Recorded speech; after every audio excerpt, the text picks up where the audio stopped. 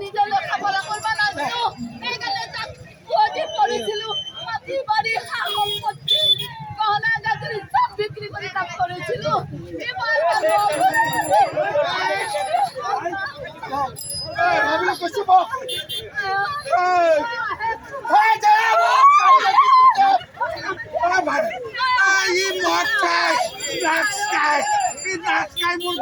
সম্পত্তি শেষ করছে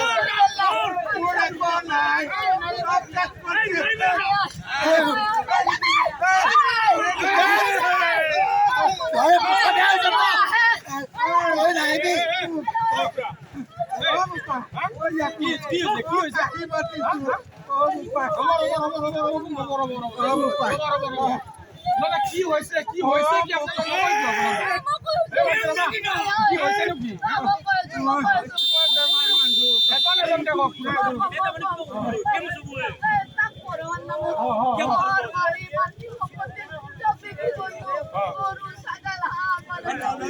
আচ্ছা বুঝিছো